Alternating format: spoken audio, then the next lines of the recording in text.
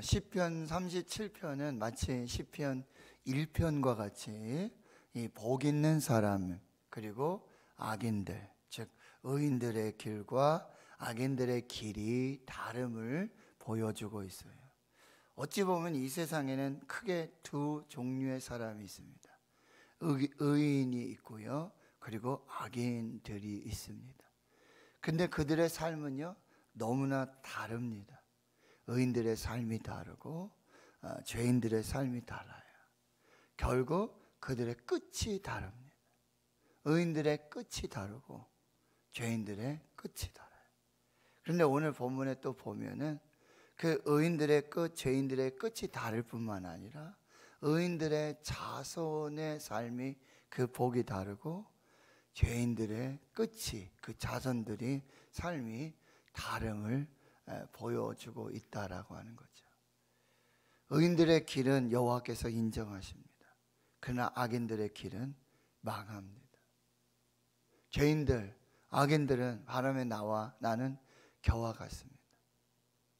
그렇게 번성하고 형통한 것 같지만 머지 않아서 하나님의 공의로우신 정의로우신 심판이 있고, 하나님께서 의인들은 영원토록 기억하시며 그 자손에게 복을 주시고 그 자손에게 하나님의 은혜를 베풀어 주신다라고 하는 것이죠. 자, 오늘 12절에 보면 악인들은 의인 치기를 꾀하고 그를 향하여 그의 일을 가는 그런 모습을 보여주는데, 근데 13절에 보면 그러나 주께서 그를 비웃으시리니, 악인들은 여러분 의인들을 죽이려고 꾀하고 여러 방법들을 씁니다. 수단과 방법을 동원합니다. 그런데 하나님이 보시고는 웃으세요. 하나님 보시고는 그냥 웃으세요. 왜 그렇습니까? 그들의 악한 자들, 죄인들, 이 사람들이 마치 이렇게 무성한 풀과 같고 활짝 핀 꽃과 같은 형통하고 형통한 그런 삶과 같지만 그 풀을 베고 그리고 꽃은 그 꽃이 열을 가지 못한다고 말씀드렸습니다. 그러니 하나님은 그 악인들의 끝을 다 알고 계세요. 결과를 다 알고 계시고 결국을 다 알고 계세요. 그래 하나님이 그저 웃으실 뿐이에요. 그저 웃으실 뿐이에요. 자, 왜 그렇습니까? 13절에 다시 보시면 그의 날이 다가옴을 보심이로다. 어제 말씀드렸어요. 악인들이 형통하고 번성하고, 여러분 좀 앞을 내다보십시오. 조금 믿음의 눈으로 보십시오. 죄인들, 악인들의 끝은 심판이고 멸망입니다. 지금은 형통하고 번성한 것 같지만 그 끝을 하나님의 공의와 정의의 심판하심이 있다는 거죠. 14절 악인이 칼을 빼고 활을 당겨 가난하고 궁핍한 자를 엎드러뜨리며 행위가 정직한 자를 죽이고자 합니다. 그러나 15절에 오히려 그들의 칼은 그들의 양심을 찌르고 그들의 활은 부러지게 되어지고요. 16절 보세요. 의인의 적은 소유가 악인의 풍부함보다 낫도다. 여러분 지금은요 의인들은 참 가난하고 궁핍하고 적은 소유로 겨우 사는 것 같아요. 그러나 그 악인의 풍부함들, 그 형통함들은 결국 심판이다라고 말씀하세요. 17절 악인의 팔은 부러집니다. 그러나 의인은 여호와께서 붙들어 주시고요. 18절 여호와께서 온전한 자의 날을 아십니다. 의인의 그 마지막 날, 하나님 앞에 거룩한 자들의 그 삶을 아시고요. 그들의 기업은 여기 이제 의인들에게 계속 쓰여지는 표현은 뭐냐면 영원이라는 단어예요. 영원. 의인들의 기업은 영원하리로다. 그러나 죄인들, 악인들은요 순간이에요. 심판이고 멸망이고 순식간에 끝나는 인생이 되어지는 거죠. 19절 보세요. 의인들은 환난 때에 부끄러움을 당하지 아니하며 기근의 날에도 풍족할 것이나 그러나 악인들은 멸망하고 여호와의 원수들은 어린 양의 기름 같아서 연기가 되어 없어지리로다. 여러분, 어린 양의 기름, 여러분 기름을 한번 불에 여기 대어 보시면 순식간에 기름 다 타고 없어지잖아요. 순식간이에요. 이 악인들의 끝이 그래요. 시편 1편에도 악인들은 바람에 나는 겨와 같다. 그러나 의인들은요, 시냇가에 심은 나무 같다. 바람 불면 겨우 먼지는 그냥 다 날아가고 어디 갔는지 흔적도 없죠. 그러나 시냇가에 심은 나무, 뿌리를 깊이 내린 나무는요, 가뭄이 와도 폭풍이 와도 바람이 불어도 추위가 와도 아무 염려 없는, 그 잎사귀가 마르지 아니한 같고요, 열매가 사시사철입니다. 그 은혜가 끝이 없습니다. 한이 없습니다. 그것이 의인들의 삶이라는 거예요. 근데 여러분 21절, 악인들의 삶이 그래요. 꾸고 갚지 아니합니다. 악인들의 특징은요, 그냥 자기 모든 것이 다 자기 소유인 양 있잖아요. 내 돈도 내 돈이고 남의 돈도 내 돈이고 저 사람 돈도 내 돈이고 다 자기 것이냐, 그렇게 살아요. 그러나 그게 악인의 끝이 어떠하다는 것을 알지 못하는 것이죠. 21절, 의인은 은혜를 베풀고 주는도다. 여러분, 의인은 어떤 사람이에요? 여러분, 부자는 어떤 사람이에요? 나눌 수 있는 사람이 부자예요. 섬길 수 있는 사람이 부자예요. 지금 여러분 뭐 쌓아두고 뭐 끌어먹고 뭐 그 사람이 부자가 아니에요. 부자는 지금은 연약하고 지금도 가난하고 지금도 없지만 그는 나누는 사람, 끊임없이 나눠요. 그 희한하죠? 나누고 나누어도 하나님의 은혜, 하나님의 사랑은요, 부족함이 없는 것이에요. 의인의 삶이에요. 그러나 죄인들, 악인들은요, 그저 어떻게든지 모으고 어떻게든지 속이고 어떻게든지 빼앗고 어떻게든지 자기 것을. 그런데 여러분, 누가복음 12장에 그 어리석은 부자가 있지 않습니까? 부자가 한 해는 소출이 너무 많은 거예요. 그래서 창고를 또 줘야 돼. 그러고는 나 참 감사하다, 나 부자다. 근데 하나님이 뭐라 하세요? 그날 밤에 그 영혼을 거두어 가시면 그 소유가 누구의 것이? 부자에게는 하나님도 없고 사람도 없고 천국도 없고 나눔도 없고 베품도 없고. 이건 부자가 아니에요. 나누고 또 나누고 베풀고 또 베풀고, 그 사람이 진짜 부자라고 하는 거예요. 22절, 주의 복을 받은 자들은 땅을 차지하고 주의 저주를 받은 자들은 뭐요? 끊어진다. 말씀드려요, 의인은 영원합니다. 그러나 죄인들은 순간이에요. 끊어지고 마는 것이지요. 자, 23절을 보시면요, 여호와께서 사람의 걸음을 정하시고 그의 길을 기뻐하시나니. 잠언 16장의 말씀이 여러분 기억나시지요?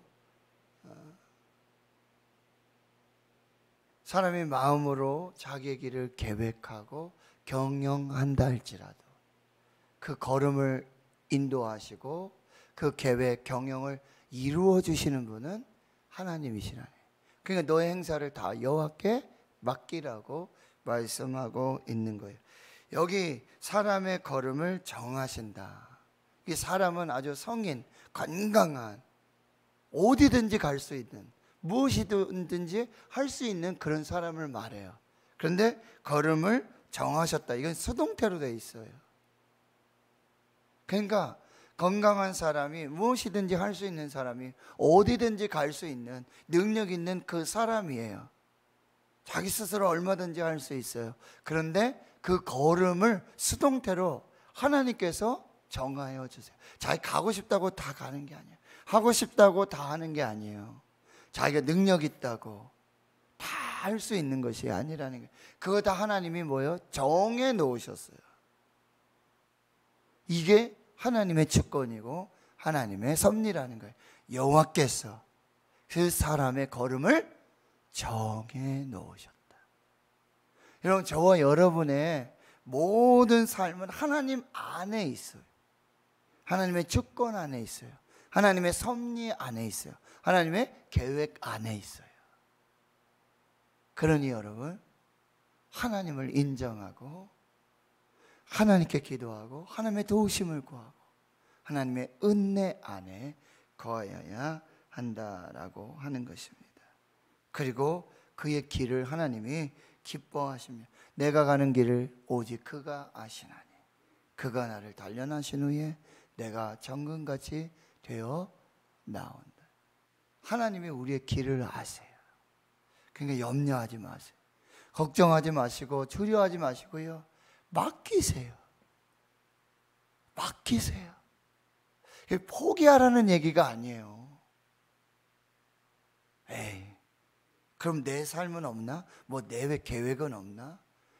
포기하라는 얘기가 아니라요. 기꺼이 맡겨드리세요. 염려도 맡기고 질병도 맡기고 계획도 맡기고 기꺼이 맡기세요. 겸이하고 신이 참 죄송합니다. 어떻게 내가 한번 해보려고 어떻게 한번 그거 참 놓기 어렵잖아요. 죄송한 말로 포기하기 어려워요. 그런데 포기하라는 얘기가 아니에요. 하나님께 맡기. 하나님이 책임져 주세요. 여러분, 목욕탕 가고 사우나 가면 그 큰 글씨 있잖아요. 맡기지 않은 물건 책임지지 않습니다. 귀중품 카운터에 맡겨주세요. 맡겨주지 않은 물건 책임지지 않습니다. 여러분, 우리가 우리의 인생 다 책임질 수 없어요. 자녀들 마찬가지죠. 어떻게 책임을 져요? 그런데 하나님께 맡기세요. 하나님께 맡기면 하나님이 책임져 주신다. 믿으시면 아멘 하시기 바랍니다. 아멘들을 안 하시고 맡기세요. 맡기세요. 제발 좀 맡기세요. 하나님이 이루시고 하나님께서 붙들어 주시고 하나님께서 함께 해 주신다. 그래서 여러분 24절 보세요. 그는 넘어지나 아주 엎드러지지 아니함은 여호와께서 그의 손으로 붙드심이로다. 여러분, 의인은 넘어져요. 7번 넘어져요. 수없이 넘어져요. 여러분, 우리 아이들이 걸음마를 배울 때 얼마나 넘어집니까? 수없이 넘어져요. 그러나 그 넘어짐이 걸을 수 있는 자양분이 된다는 거예요. 그리고 넘어질 때 하나님께서 아주 엎드러지지 않도록 주님 팔로 우리를 붙들어 주십니다. 할렐루야. 이게 의인의 삶이에요. 하나님이 팔로 붙들어 주십니다. 아주 넘어지지 않도록. 의인은 7번 넘어질지라도 8번 다시 일어난다. 하나님의 손이 붙들어 주시니까, 하나님의 팔이 붙들어 주시니까. 여러분, 25절에 이 말씀, 내가 어려서부터 늙기까지 의인이 버림을 당하거나 그의 자손이 걸식함을 보지 못하였도다. 그는 종일토록 은혜를 베풀고 꾸어주니 그의 자손이 복을 받는도다. 주기철 목사님 아시잖아요. 주기철 목사님이 순교하시며 그 사모님도 그렇고 그 어머님도 그렇고 그 자녀들이요, 그렇게 가난할 수가 없어요. 찢어지게 가난해요. 근데 그 주기철 목사님의 사모님, 오정모 사모님이 돌아가시면서 그 자녀들에게 이 말씀을 유훈의 말씀으로 주셨대요. 유훈의 말씀. 여호와께서 그의 내가 어려서부터 늙기까지 의인이 버림을 당하거나 그의 자손이 걸식함을 보지 못하였다. 그 자손들은요, 우리 지금 주한장로교회 나겸일 목사님 후임으로 조승중 목사님, 주기철 목사님 손자분, 강릉 신학대학교 예배설교와 교수님, 저 선생님이시고 스승님이시고, 그분이 간증을 하세요. 할아버지 간증하시는 거죠. 그리고 주기철 목사님 이제 막내 아들 주광조 장로님, 영락교회 장로님, 원로 장로님. 형님들 한결같이 하는 게, 목사님 돌아가시고 주기철 목사님 순교하시고 당신은 하나님께 영광이 되고, 근데 그 자손들은 얼마나 가난했는지 모른대요. 하루하루 사는 게 어떻게 그러나 그 사모님께서 이 말씀을 붙들고 가정 예배하시면서 그 자녀들에게, 내가 어려서부터 늙기까지 의인이 버림당하거나 그의 자손이 걸식함을 보지 못했다. 이 말씀 그대로 하나님이 이루어 주셨다. 하나님께 감사하고 영광을 올려드립니다. 이 의인의 끝이에요. 그리고 의인의 자손들의 끝임을 여러분 꼭 믿으시길 바랍니다.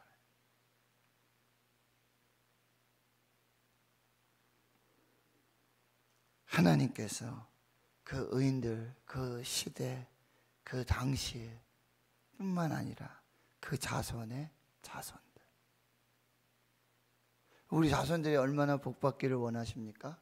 얼마나 잘 되기를 원하십니까?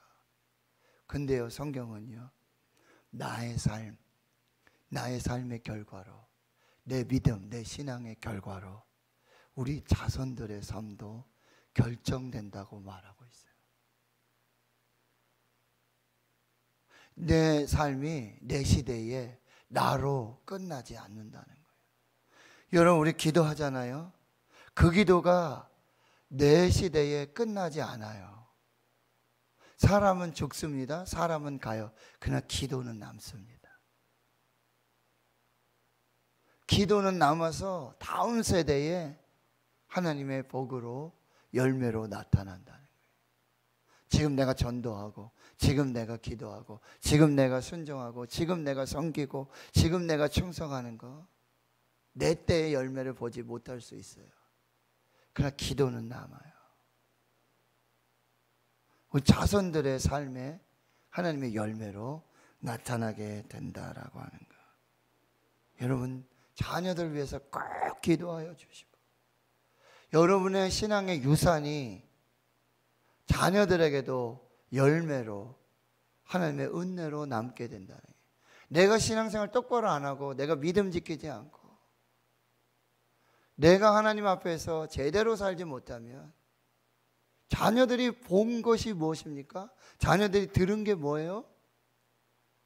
자기 아버지 어머니밖에 보고 들은 게 없어요. 그러니까 여러분, 자녀들에게 믿음의 유산을 주시고 신앙 좋은 그런 모습을 보여주셔야, 예배하는 모습, 기도하는 모습, 찬양하는 모습, 그리고 나누고 베풀고 섬기면서, 나는 못 먹어도, 나는 못 입어도, 나는 이렇게 참 궁핍하게 사는 듯 하지만 하나님 앞에서 여러분 선을 행하고 하나님 앞에서 믿음을 지키며 하나님께서 반드시 책임져 주신다고 하는 것입니다.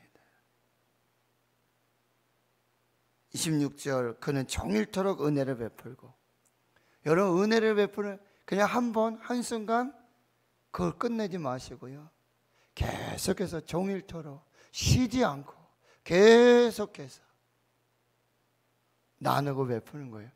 누가복음 6장 38절에 주라, 그리하면 하나님께서 어떻게 하신다고요? 도로 누르고 흔들어서 차고 넘치게. 사도행전 20장 35절에 주는 자가 복이 있다. 왜요?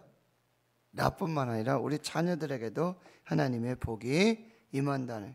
27절, 그래서 악에서 떠나 선을 행하라, 그리하면 영원히 살리라. 영원히 보호받고 영원히 살리라. 28절 29절에 계속 하고 있는 거예요. 그러면 우리가 그렇게 살 수 있는 비결은요, 우리 마음에 하나님의 법을 두는 것입니다. 우리 마음에 하나님의 법, 말씀의 법을, 여기 하나님의 법의 말씀을 새겨 넣으시고, 이 말씀이 어떠한지, 이 하나님의 법이 어떠한지 이것 따라 사시는 거예요. 상황 따라, 형편 따라 사는 거 아니에요. 내가 지금 형편이, 내가 못 먹고 내가 나눌 수도 없고, 내가 지금 죽을 형편인데, 내가 아픈데, 내가 병인데, 그 상황과 형편에 따라 살지 말고 하나님께서 마음에 주신 하나님의 법의 말씀이, 성경 말씀이 뭐라 말씀하시는지 그 말씀 따라 살라고 말씀하십니다. 34절에 여호와를 바라고 그의 도를 지키라. 34절 하반절에 악인이 끊어질 때 내가 똑똑히 보리라. 35절 내가 악인의 큰 세력을 본즉 그 본래 땅에 서 있는 나무 잎이 무성함과 같으나, 악인들은 그래요. 큰 세력이에요. 그리고 그 나무의 땅에 서 있는 그 나무들의 무성함이 대단합니다. 이게 악인들이에요. 그러나 여러분 36절에 그 끝은 어떻다고요? 내가 지나갈 때 그는 없어졌나니 내가 찾아도 발견하지 못하였다. 그렇게 큰 숲을 이루고 무성한 나무, 그렇게 번성하고 끝이 없어 보이는데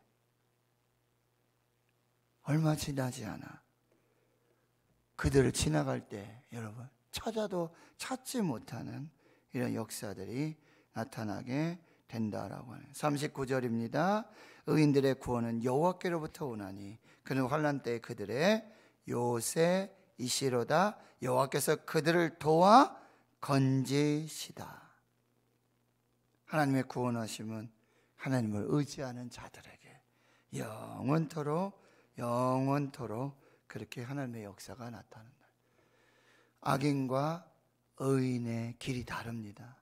악인과 의인의 끝이 다릅니다. 지금 보고 여러분 판단하지 마세요. 지금 악인들이 번성하고 숲을 이루고 세력을 이루고 무성하고 끝이 없어 보인다. 지금 보고 판단하지 마세요. 의인과 악인의 끝이 다르고요, 그 자손들을 보면 그들이 어떠한 삶을 살았는지 볼 수 있습니다. 여러분 잘 사시길 바라고요, 말씀 붙들고 하나님의 은혜를 붙들고 잘 사십시오. 지금 형편 보고 살지 말고 형편 따라 살지 마십시오. 의인은, 믿음의 사람은 형편 따라, 상황 따라 사는 사람이 아니에요. 말씀 따라 사는 사람. 그 자손까지 하나님의 은혜, 놀라운 평안과 그 축복이 계속된다는 거 붙드시고 하나님께 맡기시며 믿음으로 사시는 거룩한 역사가 있기를 주의 이름으로 축원합니다. 하나님 감사합니다. 감사합니다. 오늘도 우리 상황, 형편 어둡고 깜깜하고 앞을 볼 수 없고 주님 너무나 연약합니다. 그러나 오늘도 형편 따라 살지 않고 상황 따라 살지 않고 하나님 믿음 따라 살겠습니다. 말씀 따라 살겠습니다. 말씀을 의지하겠습니다. 하나님을 의지하겠습니다. 지금 현재 상황, 악인의 번성함들, 악인의 창성함들, 지금 상황 형편 보지 않겠습니다.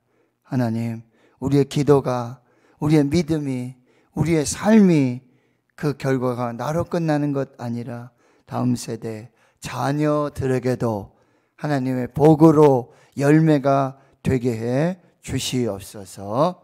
모든 것에 감사드리옵고 이제는 우리 구주 예수 그리스도의 은혜와 하나님 아버지의 무한하신 사랑하심과 성령의 내주 교통 충만하심이 이제로부터 영원토록 함께 하시옵기를 간절히 축원하옵나이다. 아멘.